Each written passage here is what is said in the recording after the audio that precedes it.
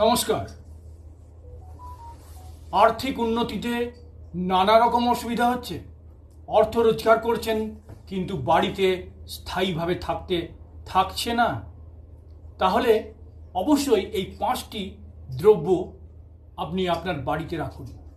এই 5টি দ্রব্য যদি আপনি বাড়িতে রাখেন এবং নিয়মিত সেগুলোর আরাধনা করেন তাহলে আপনার আর্থিক উন্নতি তো হবেই, তার সাথে সাথে আর্থিক স্থায়িত্বও বাড়বে। অর্থাৎ অর্থ আপনার বাড়িতে স্থায়ীভাবে থাকবে, মা লক্ষ্মীর স্থায়ী নিবাস হবে। এই 5টি জিনিস হলো তুলসী গাছ অবশ্যই রাখবেন, তার সাথে সাথে ময়ূরের পালক, মা লক্ষ্মীর পা, এর কোনো অংশ আপনাদের রাখতে হবে, সেটা পুজো করতে হবে। আর রাখতে হবে স্বস্তিক চিহ্ন এবং হাতির মূর্তি। এই 5টি দ্রব্য বা 5টি জিনিস আপনারা অবশ্যই প্রত্যহ পুজো বা আরাধনা করবেন।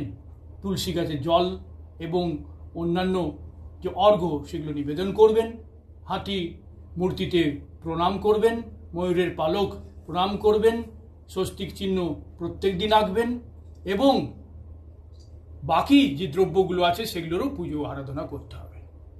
নমস্কার, ধন্যবাদ।